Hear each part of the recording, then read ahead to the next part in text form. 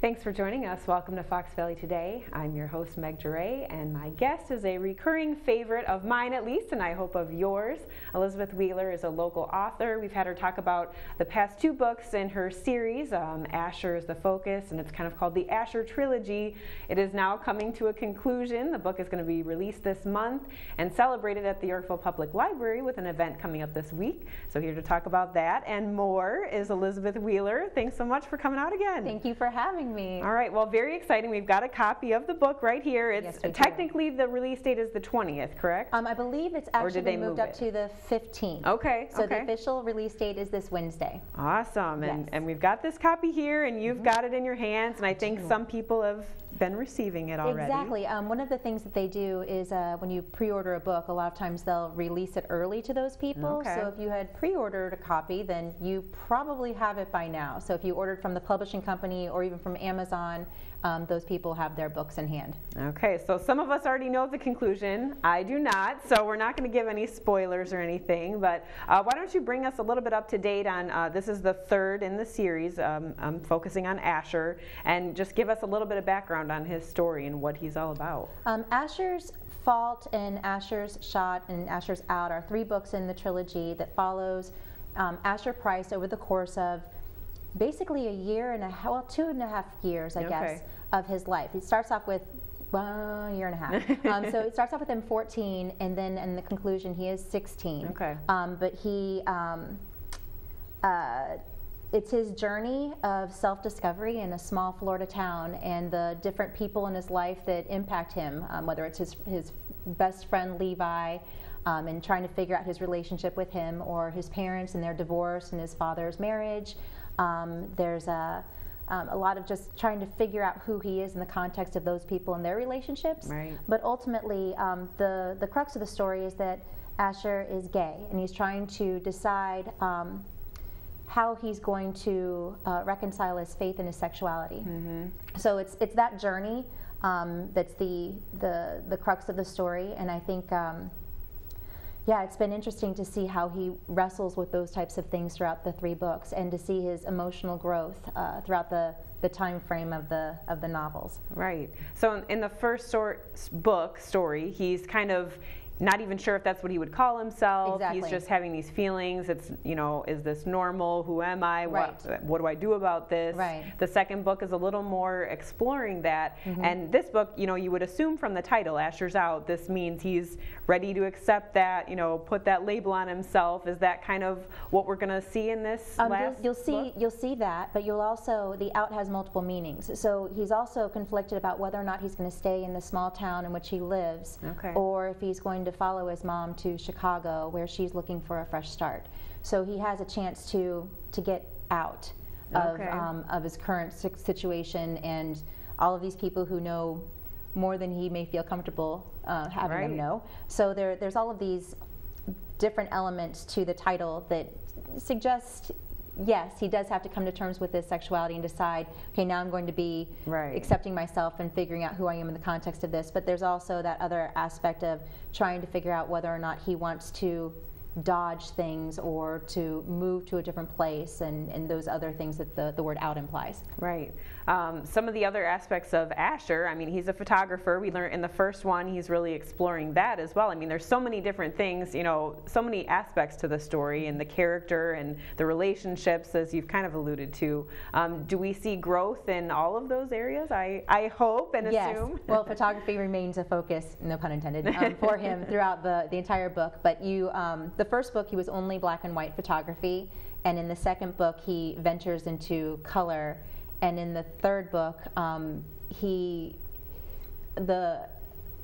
when you're faced with the idea of leaving things behind, and I'm not saying whether he does or doesn't, but just with the notion of that, the emphasis on photography becomes the preservation of memory for him.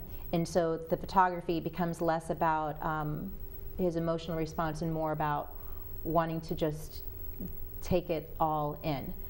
So there's an urgency to the photography that wasn't there before.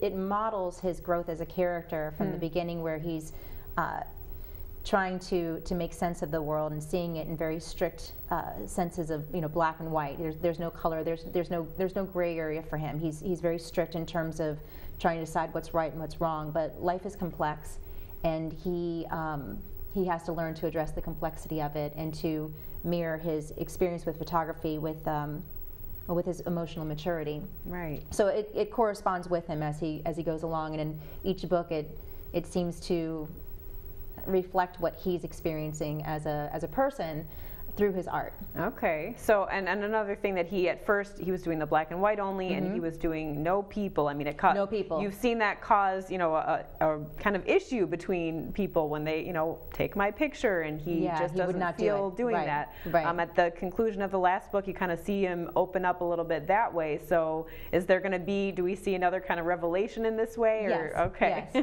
Yeah. It's there, and he becomes more confident in his photography as well. So before it was very hesitant. It's something he just kind of did privately, and he's very, I don't know, there was a lot of distance between the subject and himself. Like in the second book, he'll photograph people, but he doesn't want them to know it. Right, right. So, no posing. Yeah, no, right. No, everything has to be very natural, and you know, and getting comfortable with the way people want to be portrayed.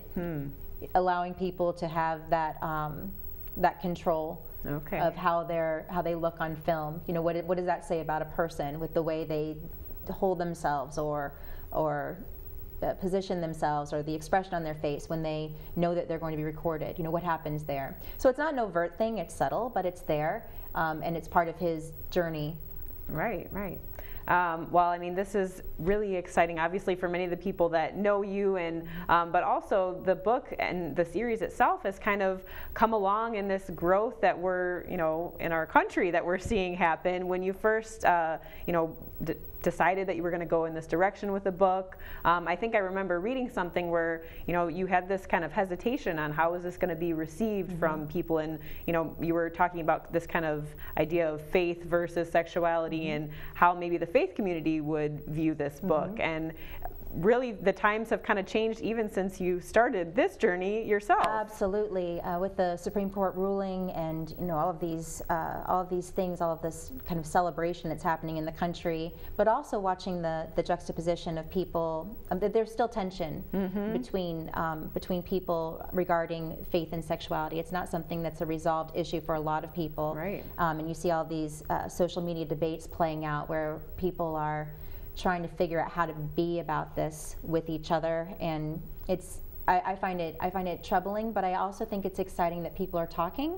Right. I think for most people this is a non-issue, but I think with some of the Christian community, I think that there's still some people who have they have hesitation and they have issues with it. But the book has, I don't know, it's just interesting that this month this book is released. Right.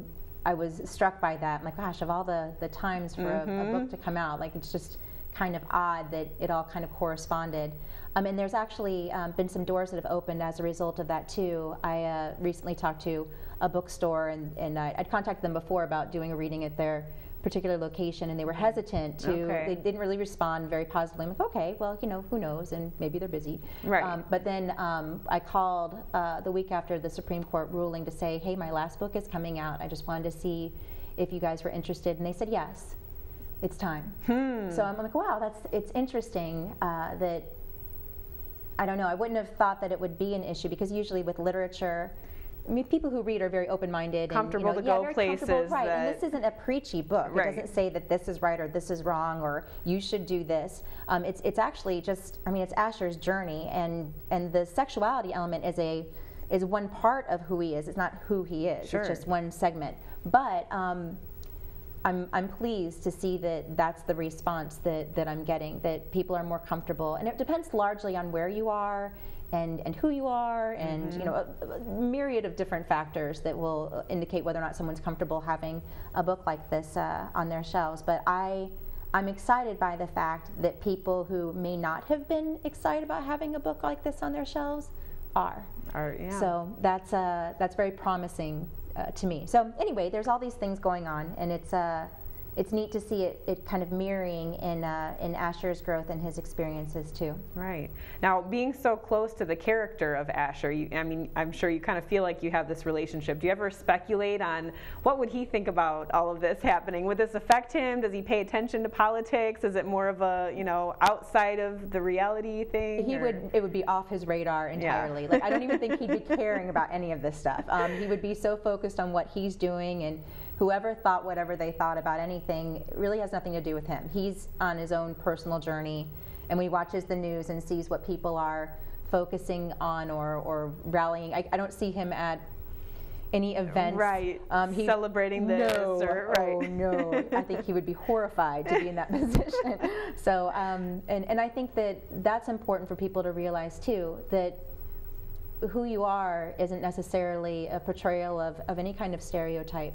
Or we all are who we are, and Asher represents a person who isn't comfortable with the public spotlight, who would not be politically minded. Right. Maybe later, but doubtfully. I mean, he's just really content in figuring out who he is and how he goes about his own experience in the world. So, and I think that's most of us. I really do. We're all just trying to muddle through and figure it all out.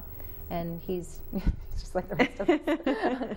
So now, when you're writing this, I did wonder about that. Do you kind of try and take it out of a time period? I mean, when you were putting this scenery together and putting his town together and his his social relationships and all of that, did you have to concentrate on not putting in anything that was going to date this book? Did you want it kind of universal, or do you picture a time frame for it? My editor was very helpful in that respect. She had she'd written a book a while ago, and there were references to like Brad Pitt and Jennifer Aniston. Okay. And she's like, just a word for the wise, just don't go there. Right. I'm like, okay. Yeah. So there you have to be very careful about things that seem timely that don't sustain. So yeah, you do need to go for the universal qualities when it comes to writing. But I'm vague about some things and very specific about others. It was a conscious decision to include technology to a subtle degree.